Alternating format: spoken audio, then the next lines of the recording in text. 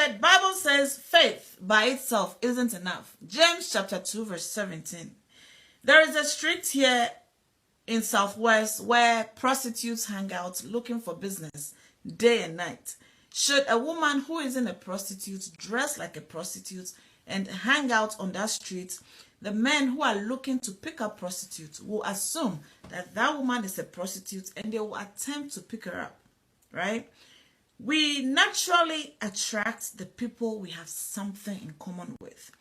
The people we attract depends on who we are. For example, if you wish to marry an educated man or woman, you have to be educated. If you've never stepped into a classroom or you're a high school dropout, it is going to be nearly impossible to land a well-intentioned, learned man or woman as a wife or husband. That is a fact of life.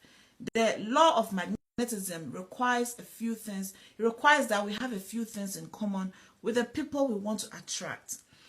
If you have been praying to Jehovah Nissi, asking him to give you a wife or a husband, and you haven't been able to find that person, the right person, it's not because God has abandoned you or that he doesn't answer prayers. It is because you are going about it the wrong way. Beloved, for example, a man who isn't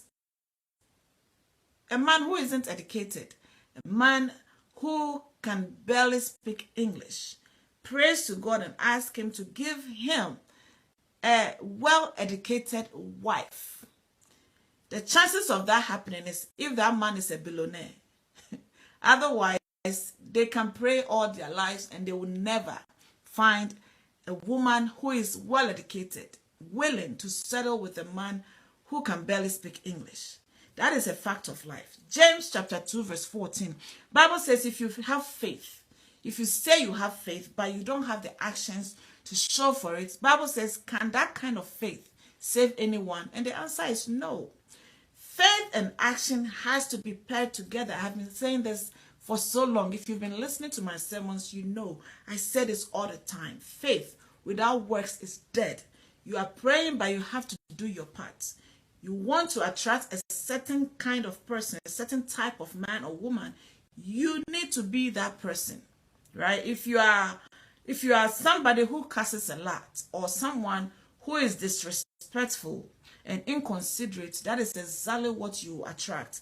If you are well-spoken and respectful and humble, you will attract that also. So it is up to you what you want to attract, who you want to attract, who you want to get married to.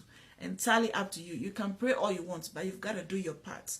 My name is Reverend Mrs. Naomi Antwi. I thank you for watching. May the Almighty God bless